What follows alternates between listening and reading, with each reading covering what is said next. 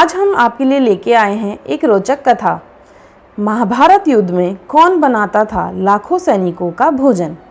महाभारत के युद्ध में करीब 50 लाख से ज़्यादा लोगों ने भाग लिया था, लेकिन यहाँ अब सवाल यह उठता है कि इतनी विशाल सेना के लिए युद्ध के दौरान भोजन कौन बनाता था और इतने लोगों के भोजन का प्रबंध कैसे होता था।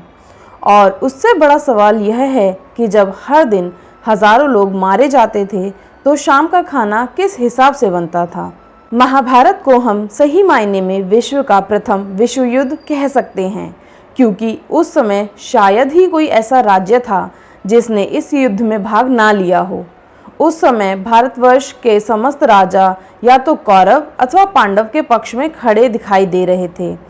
हम सभी जानते हैं कि बलराम और रुक्मी ये दो ही व्यक्ति थे जिन्होंने युद्ध में भाग नहीं लिया था, किंतु एक और राज्य ऐसा था जो युद्ध क्षेत्र में होते हुए भी युद्ध से विरक्त था, और वह था दक्षिण का राज्य उडुपी। महाभारत में वर्णित कथा के अनुसार जब उडुपी के राजा अपनी सेना सहित कुरुक्षेत्र पहुंचे तो कौरव और पांडव दोनों उन्हें अपने अपने पक्ष में लाने का प्रयत्न करने लगे, लेकिन उडुपी के राजा बहुत दूरदर्शी थे।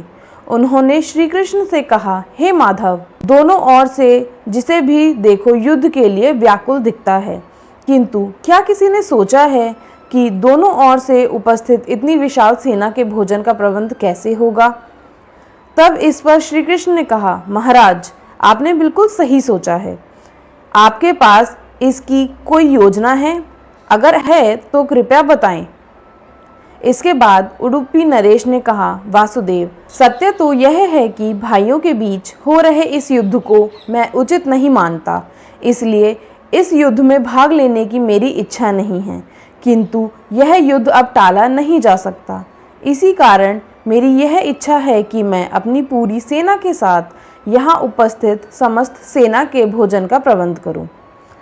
राजा की बात पर श्री कृष्ण ने मुस्कुराया और कहा, महाराज, आपका विचार अति उत्तम है। इस युद्ध में लगभग 50 लाख योद्धा भाग लेंगे, और अगर आप जैसे राजा उनके भोजन के प्रबंध को देखेंगे तो हम सभी उस ओर से निश्चित ही रहेंगे। वैसे भी मुझे पता है कि सागर जितनी इस विशाल सेना के भोजन का प्रबंध करना आपके और भीमसेन के अलावा कोई नहीं कर सकता, किंतु भीमसेन इस युद्ध से खुद को अलग नहीं कर सकते। अतः मेरी आपसे प्रार्थना है कि आप अपनी सेना सहित दोनों ओर की सेना का भोजन का प्रबंध करें। इस प्रकार उडुपी के राजा ने सेना के भोजन का प्रभार संभाला। पहले दिन उन्होंने उपस्थित सभी योद्धाओं के लिए भोजन का प्रबंध किया। उनकी कुशलता ऐसी थी कि दिन के अंत तक एक दाना अन्न का भी बर्बाद नहीं होता था। जैसे जैसे दिन बीतते गए योद्धाओं की संख्या भी कम होती गई। दोनों ओर के योद्धा यह देखकर हैरान हो जाते थे कि दिन के अंत तक उडुपी नरेश केवल उतने ही लोगों का भोजन बनवाते हैं जितने वास्तव में युद्ध के बाद जीवित होते हैं।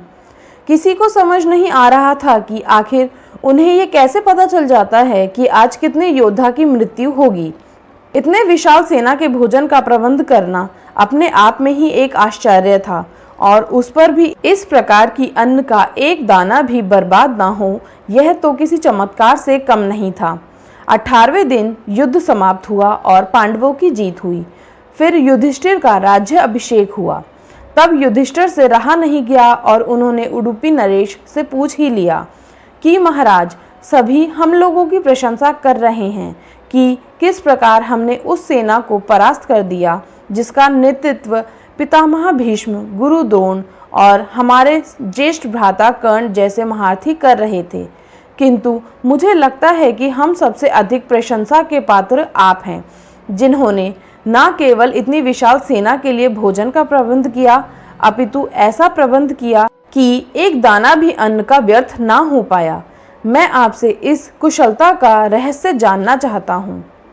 इस पर उडुपी नरेश ने कहा, सम्राट, आपने जो इस युद्ध में विजय पाई है उसका श्रेय किसको देंगे? इस पर युधिष्ठिर ने कहा, श्री कृष्ण के अतिरिक्त इसका श्रेय और किसी को जा ही नहीं सकता। अगर वह ना होते तो कौरव सेना को परास्त करना असंभव था। तब उडुपी नरेश ने कहा, महाराज, आप जिसे मेरा चमत्कार कह रहे हैं वो भी श्री कृष्ण के प्रताप से ही संभव हुआ है। ऐसा सुनकर वहां उपस्थित सभी लोग आश्चर्यचकित हो गए। तब उडुपी नरेश ने इस रहस्य पर से पर्दा उठाया और कहा, महाराज, श्री कृष्ण प्रतिदिन रात्रि में मूंगफली खाते थे। मैं प्रतिदिन उनके शिविर में गिनकर मूंगफली रखता था और उनके खाने के पश्चात गिनकर देखता था कि उन्होंने कितनी मूंगफली खाई हैं।